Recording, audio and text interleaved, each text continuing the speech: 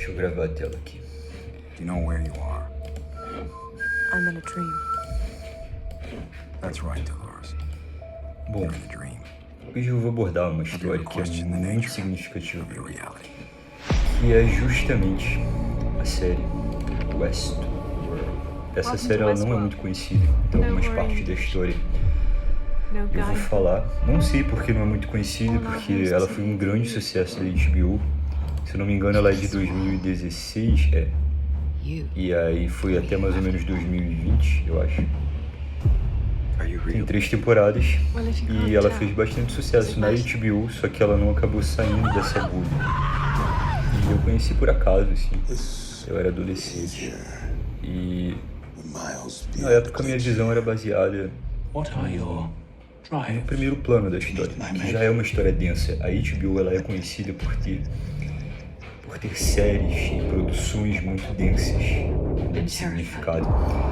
Não nada de oculto, não, tô falando de densidade de roteiro mesmo da história. Deixa eu ligar Like a aqui. building's rooms have never exploded. Então já é algo muito interessante, assim, para pessoas que gostam de histórias profundas. Something Porém, hiding underneath. depois que eu ganhei uma visão mais simbólica, comecei a estudar filosofia e ver o mundo por uma visão mais de camadas, né? A história da série se encaixou de uma forma que é muita mensagem oculta.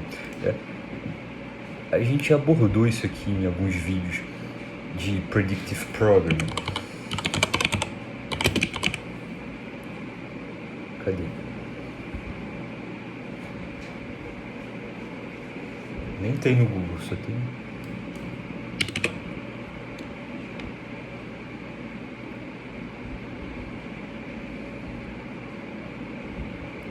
Ó, é uma teoria, Predictive Programming, de que as elites utilizam algumas produções culturais para meio que dar a entender as coisas que eles acreditam sobre o mundo em mensagens subliminares e tal, para isso se incorporar no subconsciente da sociedade de uma forma mais sutil, né? É o que a gente já estudou isso em lógica também da sociedade. As sociedades elas precisam ser eletrificadas para determinados caminhos, as quais as pessoas que têm poder querem que a sociedade siga. Isso não é ruim nem bom, isso é um fato. E essas pessoas que têm poder vão usar desses meios para guiar esse caminho. Também é um fato. Isso é lógico. De novo, não é factual. Não existem provas, mas é uma teoria que, baseada na lógica de como a economia, a política e a cultura funciona na sociedade, principalmente ocidental, é lógico que isso ocorra. É um encaixe de parâmetros, não é? Então, Predictive Programming é uma teoria de que diz que alguns grupos das elites utilizam determinados aparatos de mídia para divulgar crenças que eles têm e visões do mundo deles. E, como eu disse, eu acredito que isso seja algo lógico, porque se eu fosse da elite eu também faria isso. Então, é só você juntar um mais um. Se você tem poder, você tem uma crença específica, uma religião, você não pode falar dela abertamente, mas você quer ver ela nos aparatos culturais da sociedade. Por exemplo, antigamente seria uma espécie de teatro, na época áurea, na Grécia Antiga. Hoje em dia temos os filmes. Por que você não vai querer ir assistir um filme e ver a sua crença representada lá se você tem poder sobre um estúdio, por exemplo? Óbvio que você vai querer. Mas você também quer que aquele filme seja vendido, então você não pode dar a entender as coisas que você acredita porque você sabe que elas são controversas para a maioria da população. Então, obviamente, você vai mascarar aquilo de formas sutis e subliminares. Mas quem lê dentre as linhas vai conseguir compreender essas coisas, quem entende como você pensa, vai. Então, é isso. Eu creio que essa teoria não seja uma teoria, porque para mim é algo lógico, mas também não é algo que eu ponha a mão no fogo e fale, isso está ocorrendo. Mas 90% provavelmente está, porque é isso. Essa é a segunda grande produção que eu faço uma análise, e você vê que existem muitos padrões repetitivos aí nesses grandes filmes, nessas grandes produções. Depois desse aparato de fala introdutório, vamos então para a série em si. Você já questionou a natureza da sua realidade? Essa é uma pergunta que fica sendo feita diversas vezes na série. Have you ever questioned the nature of your reality? Você já questionou a natureza da sua realidade? Você sabe que afirmação é poder no subconsciente. Quando você fala uma frase, um conjunto de palavras específico, um mantra, uma oração, um credo niceno-constantinopolitano, as palavras, elas, para o consciente, elas são apenas sons, mas para o subconsciente elas são símbolos e significados que vão sendo agrupados e despertados ou adormecidos, de acordo com a ordem que você fala. A palavra é poder. E é curioso que, ao longo da série inteira, essa pergunta seja repetida pelos principais personagens. Você já questionou a natureza da sua realidade? É como se a série quisesse que o observador despertasse isso. Ela apimenta essa coisa de você questionar a natureza da sua realidade, do mundo, do seu cosmos, do seu universo. E as imagens também falam muito, Enfim, é uma série bem imagética. E vamos lá então, eu vou contar um pouquinho da história da série para quem nunca viu, dessa produção que é muito boa, só como série, sem significado nenhum. A história, como eu falei, a narrativa é muito bem contada, como a narrativa das coisas é contada, importa mais do que é contado ali. Mas o que é contado também é uma história muito boa. Ela faz você pensar, nossa, será que um dia a humanidade pode chegar a isso? Basicamente, Westworld significa o quê? Velho Oeste. Mundo do Oeste. A série, na verdade, ela se passa no Velho Oeste. Os personagens estão lá, até que você descobre, na verdade, que todos eles são robôs. Isso, na verdade, é um parque de diversões. Todos os personagens, na verdade, você descobre assim que vai sendo inserido de forma bem sutil na série que, na verdade, eles são todos robôs. Eles são personagens de um parque de diversões. No futuro, é uma série de ficção científica.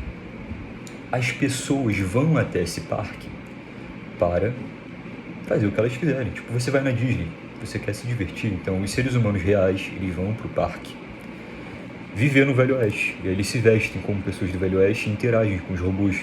Os robôs, eles são inteligentes. Eles não são conscientes, mas eles são inteligentes. Então, eles têm fala, roteiro, interação, eles têm corpos. Conseguiram a tecnologia de criar corpos para esses robôs. Eles têm identidade, têm personalidade. Eles sofrem, eles sentem desejo.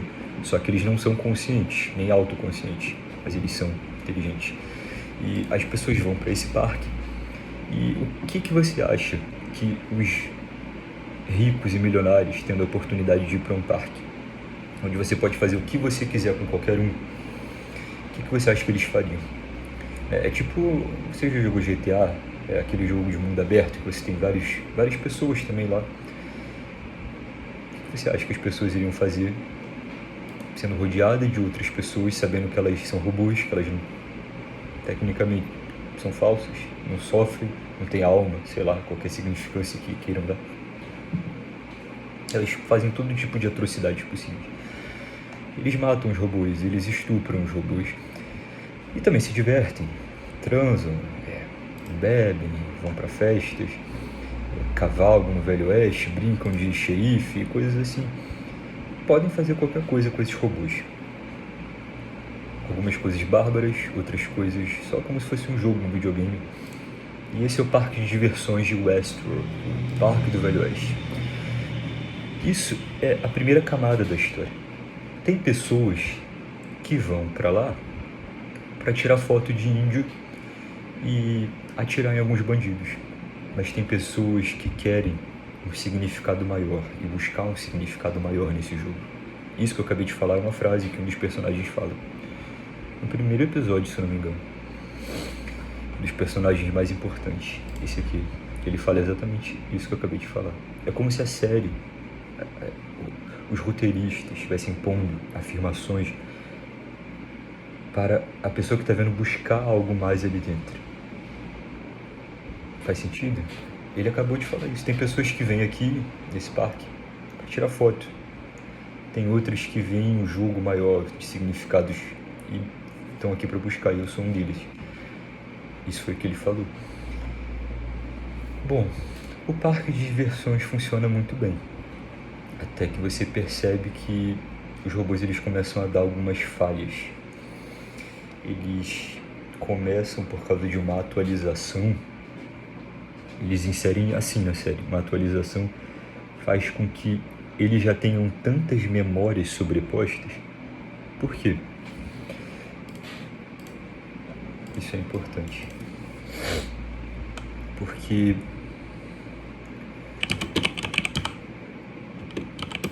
os robôs do parque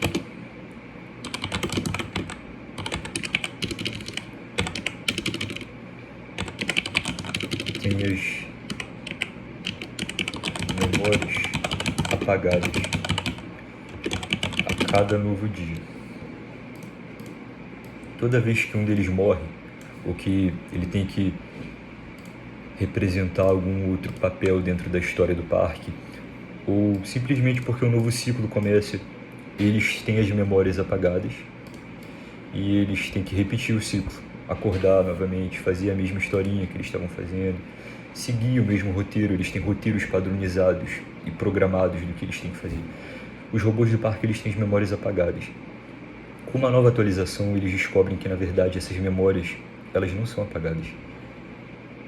Elas vão para o subconsciente. É como se fosse um centro de inteligência. Um centro. Esse centro vai guardando essas memórias. E essa atualização faz para deixar eles mais reais. O criador quer deixar eles mais reais. Essa atualização faz com que eles consigam se conectar de alguma forma com esses centros de memória que vão sendo apagados das diversas vidas que eles têm. Então, o criador,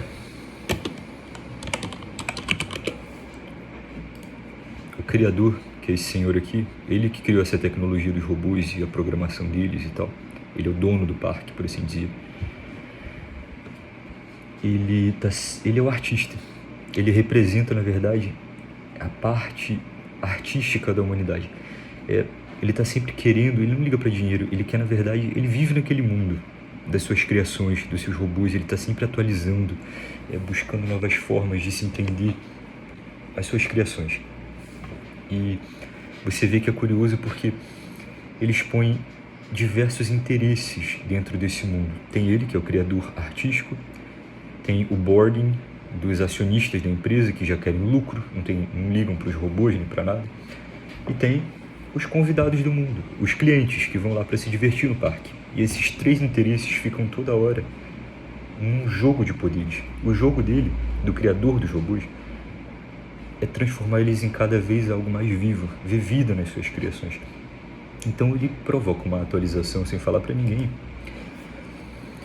que consegue, para que os robôs fiquem mais reais, para que eles tenham trejeitos relacionados únicos de cada um, se conectar com as memórias que são apagadas. E eles descobrem que as memórias, na verdade, nunca foram apagadas. Elas só são suprimidas nesse centro de inteligência. Elas não podem ser acessadas. À medida que essa atualização chega, os robôs conseguem acessar essas memórias. E aí todo o desenrolar da série vai ocorrendo no centro disso. Nos robôs descobrindo essas vidas anteriores deles. Bom, esse foi o resumo inicial e sem spoilers da série. E a partir de agora vocês vão ver como, baseado nessa pouca informação que eu dei, como muita teoria gnóstica e oculta tem nessa série. Vamos lá. E para quem já viu a série, pode rever, que você vai ver. Quando você rever com essa vista, você vai perceber diálogos e coisas que são muito... Enfim,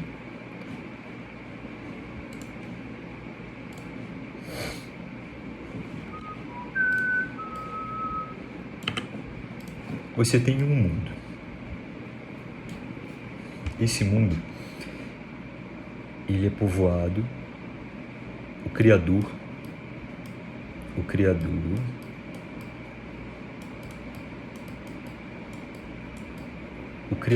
povoa esse mundo.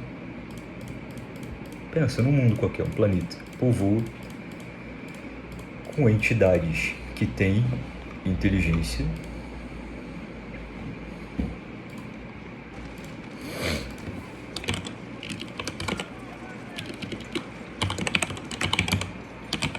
mas não tem autoconsciência.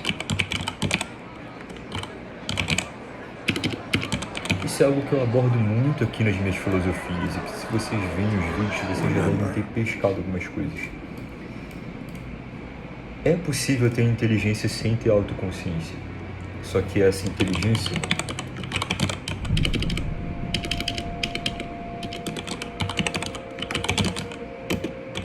não terá livre arbítrio pleno. Na minha interpretação de mundo, livre-arbítrio tem a ver com vontade e poder manifestar essa vontade nos ciclos de influência. Um ser que é inteligente, ele ainda assim pode estar submetido a planos de influência superiores a essa inteligência, que exercem pressões sobre suas camadas tanto de percepção quanto de ação. Então, é possível ter inteligência e não ter livre-arbítrio. Só tem livre-arbítrio o ser que detém vontade. E vontade parte da autoconsciência, que vem da identidade. E da noção de poder ver sua identidade de fora. Faz sentido? Logo, esses seres têm inteligência, só que eles não têm autoconsciência. E o Criador põe eles nesse mundo. Da mesma forma, é convidado para esse mundo seres que têm inteligência e também autoconsciência. Esses seres regem, têm mais poder nesse mundo. Regem tanto as histórias, isso que eu tô falando sobre a série.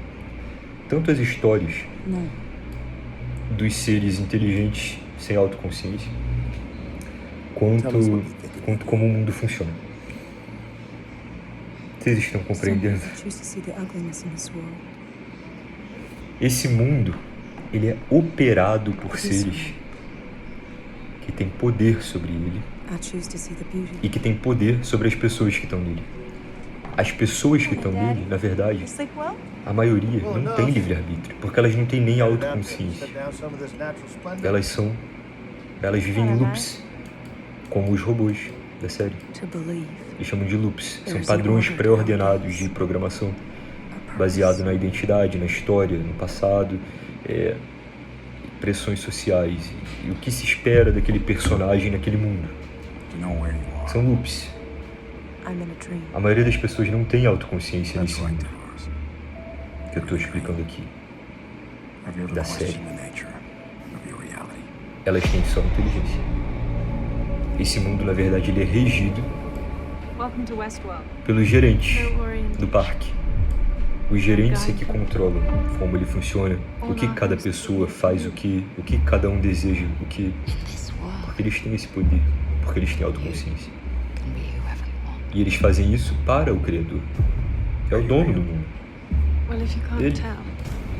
Ele é o dono. Ele contratou o gerente do parque. Ele contratou o gerente de programação. Ele contratou todo mundo. Mr. Ford. E apesar de terem determinados pesos e pressões de influência contrários e a favores desse criador aqui, no final ele é o dono, então ele manda. Então, se alguns gerentes são contra, se outros não são, não importa.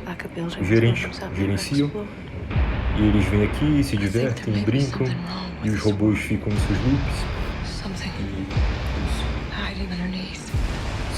Só que existe algo que é inserido depois na série, que é muito curioso também. É a percepção do labirinto. The Maze, o labirinto. Isso é um labirinto. É um padrão que se repete ao longo da série. E no final, isso é um spoiler, no final você descobre que, na verdade, isso é a consciência. O Criador, ele criou esse mundo para que essas pessoas só inteligentes, que não têm consciência nem autoconsciência, são animais basicamente, como são os nossos animais, eles vivam aqui. Outras pessoas que têm autoconsciência venham aproveitar desse mundo e fazer o que quiser, e os gerentes controlem esse mundo para ele, o gerente do parque, esse parque de diversões. Só que os robôs, eles sofrem muito. As pessoas vêm para esse parque e elas fazem o que querem com eles. Eles sofrem morte, violência, todos os tipos de violência possíveis. Só que eles são apagados, resetados. E no dia seguinte, quando acordam sem memória, sofrem de novo e morrem. Acordam de novo, sem memória, são resetados, consertados pelos gerentes. Eles vão lá, pegam, consertam e mandam de volta para o parque. Vocês entenderam a mensagem que tem aqui? Quem conhece um pouco de gnosticismo, os robôs que interagem na história morrem, são mortos, são torturados, são violentados, são decepados, são atropelados. Os gerentes pegam o corpo, consertam, reparam a mente, apagam a memória e mandam para o parque de novo. Isso é um loop sem fim. Por décadas o parque está funcionando assim. E os robôs são assim.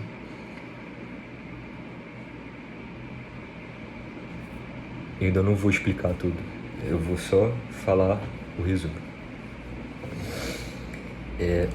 Esse símbolo, ele é inserido, se eu não me engano, na segunda temporada. Porque nós descobrimos que o criador, o criador dessa tecnologia, ele na verdade nunca fez os robôs para serem apenas inteligentes. A ideia era que a sua criação ganhasse autoconsciência. E a única forma que ele compreendeu depois de muitos estudos e testes de um ser apenas inteligente ganhar autoconsciência é através do labirinto. The Maze, o labirinto da consciência, que é através do sofrimento. Esses robôs, eles morrem, sofrem pra caramba, são resetados e mandados pro parque de novo pelos gerentes.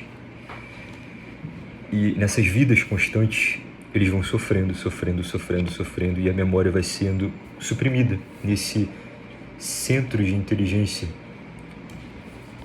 que define a identidade daquele ser, daquele indivíduo, e vai sendo suprimida por camadas e camadas inacessíveis, até o momento que são tantas camadas de sofrimento constante que o indivíduo consegue relembrar essas memórias. E são várias camadas de várias vidas constantes que vão sendo apagadas e bloqueadas. Depois que isso exerce muita pressão de tantas camadas sobrepostas, a identidade e a psique do robô consegue ir penetrando e tendo contato com memórias antigas. Isso vai criando um centro de identidade que gera autoconsciência. E isso é o que ele chama de labirinto. Depois de percorrer o labirinto do sofrimento, das constantes experiências, o que o ser tem no final de todo esse sofrimento dentro do parque é que de inteligente ele se torna consciência individual. Ele conseguiu criar a consciência. O criador não falou esse plano para a equipe que gere o parque. Só ele sabia. A equipe só fica fazendo o trabalho dela. Eles vão lá, pegam os robôs que morrem, botam nas máquinas, consertam eles, isso é o robô por dentro, consertam eles,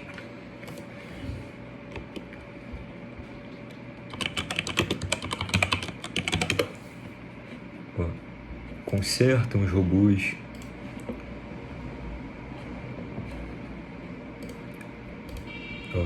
Eles vão sendo consertados,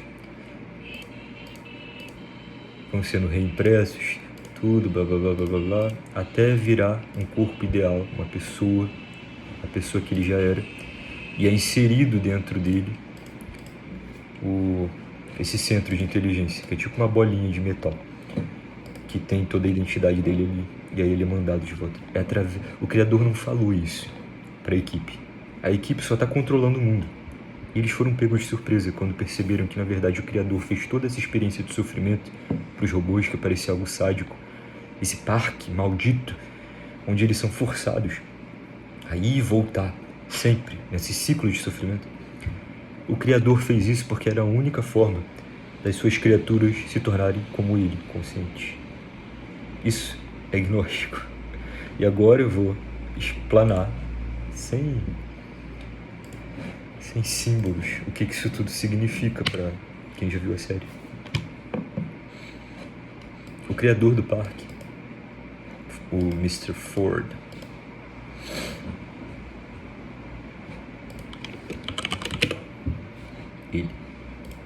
ele é Deus. E que bom homem para representar Deus, né? Um ator maravilhoso, super misterioso,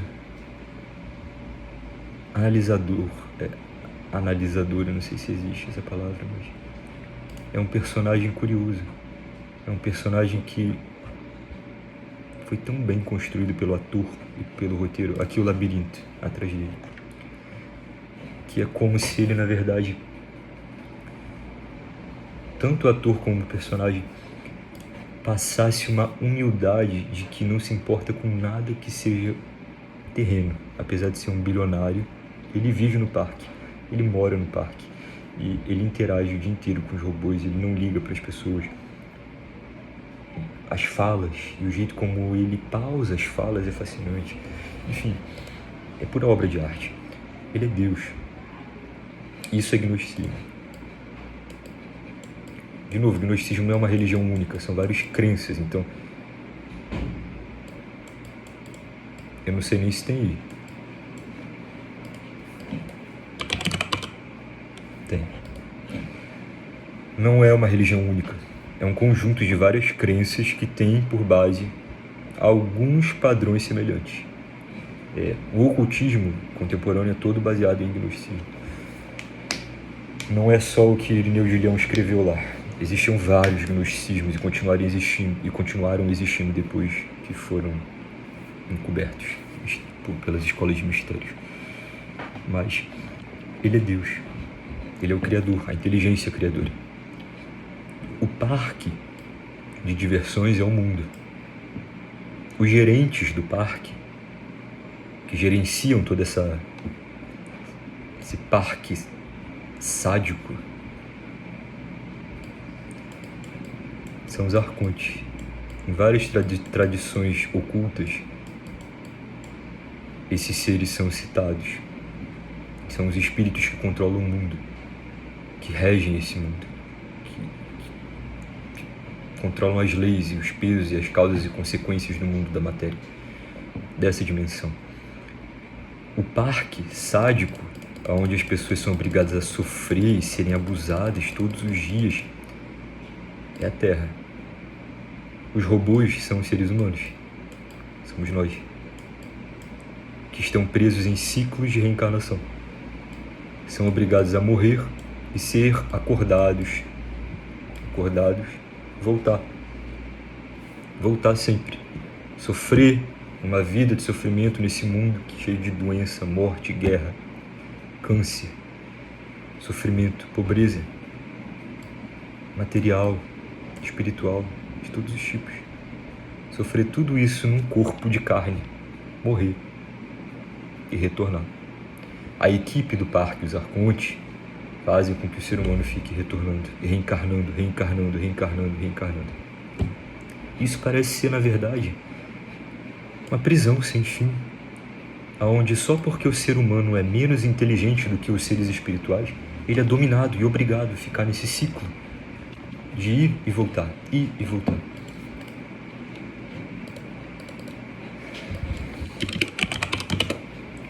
Ir e voltar, ir e voltar. não tem livre-arbítrio. As causas e consequências do mundo, elas constantemente exercem pressão sobre o homem, e é uma pressão tão grande que não é possível ver espírito, nem individualidade ali. A cultura, o corpo, a sociedade, a biologia, a história, a economia, tudo isso são pressões que infligem o ser humano. E parece que, na verdade, tudo isso é uma prisão, porque se existe realmente encarnação dentro da mitologia gnóstica, o ser humano é obrigado a ir e voltar, ir e voltar. Para quê? Porque o Criador, Deus, a inteligência suprema, iria criar esse parque satânico e maldito, onde nós somos obrigados a